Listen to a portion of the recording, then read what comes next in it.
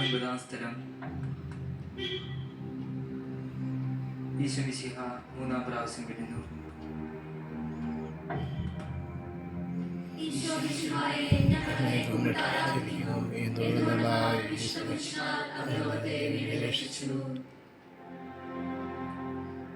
മുന്നോട്ട് നീങ്ങുവാൻ അവിടത്തേക്ക് ഇനി ശക്തിയില്ല.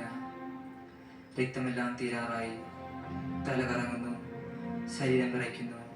അവിടുന്ന് താ നിലംപതിക്കുന്നു. സ്വയം എഴുന്നേൽക്കുവാൻ ശക്തിയില്ല. ശത്രുക്കൾ അവിടുത്തെ വലിച്ചെഴുന്നേൽപ്പിക്കുന്നു.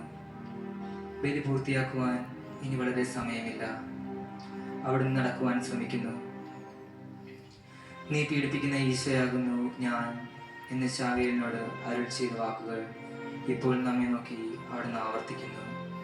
ലോകപാപങ്ങൾക്ക് പരിഹാരം ചെയ്ത കർത്താവേ, അങ്ങേ പീഡകളുടെ മുൻപിൽ എൻ്റെ വേദനകൾ എത്ര നിസ്സാരമാകുന്നു. എങ്കിലും ജീവിതഭാരം നിമിത്തം ഞാൻ പലപ്പോഴും ക്ഷീണിച്ചു പോകുന്നു. പ്രയാസങ്ങൾ എന്നെ അലട്ടിക്കൊണ്ടിരിക്കുന്നു. ഒരു വേദന തീരും മുമ്പ് മറ്റൊന്ന് വന്നു കഴിഞ്ഞു. ജീവിതത്തിൽ നിരാശനാകാതെ അവയെല്ലാം അങ്ങേ ഓർത്ത് സഹിക്കുവാൻ എനിക്ക് ശക്തി തരണമേ. എന്തെന്നാൽ എൻ്റെ ജീവിതം ഇനി എത്ര നീളുമെന്ന് എനിക്ക് അറിഞ്ഞുകൂടാ. ആർക്കും വേല ചെയ്യാൻ പാടില്ലാത്ത രാത്രികാലം അടുത്തു വരികയാണല്ലോ. സ്വർഗസ്ഥനായ ഞങ്ങളുടെ പിതാവേ, അങ്ങയുടെ നാമം പൂജിതമാകണമേ. അങ്ങയുടെ രാജ്യം വരണമേ. അങ്ങയുടെ തിരുമനസ് സ്വർഗത്തിലെ പോലെ ഭൂമിയിലും ആകണമേ.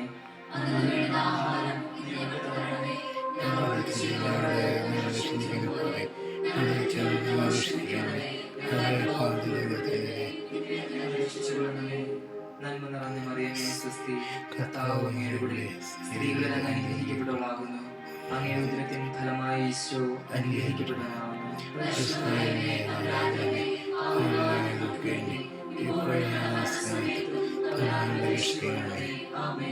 കർത്താവേ അനുഗ്രഹിക്കണമേ.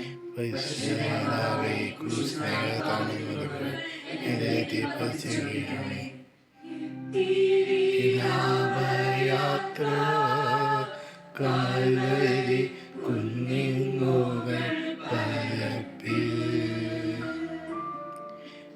നാഥന്റെ വസ്ത്രമെല്ലാ ശത്രുക്കൾ ഒന്നായൊരിഞ്ഞു നീക്കി. വഴികൾ നീങ്ങി എന്റെ ചുറ്റിലും ഘോരമായ ജനങ്ങൾ വായിച്ചെടുത്തെന്റെ വസ്ത്രങ്ങളെല്ലാം പാപികൾ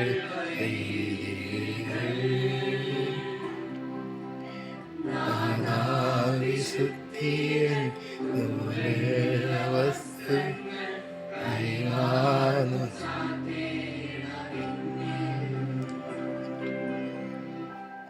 പത്താം സ്ഥലം. ദിവ്യരക്ഷന്റെ വസ്ത്രങ്ങൾ ഉയർന്നെടുക്കുന്നു.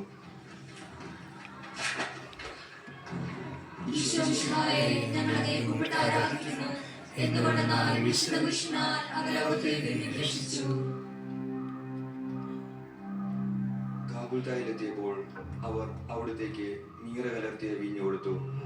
എന്നാൽ അവിടുന്ന് അത് സ്വീകരിച്ചില്ല.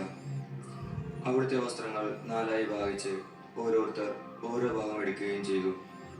മേലങ്കി തയ്യൽ കൂടാതെ നെയ്യപ്പെട്ടതായിരുന്നു. അതാർക്ക് ലഭിക്കണമെന്ന് ചിട്ടിയിട്ട് തീരുമാനിക്കാം എന്ന് അവർ പരസ്പരം പറഞ്ഞു. എൻ്റെ വസ്ത്രങ്ങൾ അവർ ഭാഗിച്ചെടുത്തു. എൻ്റെ മേലങ്കിക്ക് വേണ്ടി അവർ ചിട്ടിയിട്ടു. എന്നുള്ള തിരുവഴുത്ത് അങ്ങനെ അനർത്ഥമായി.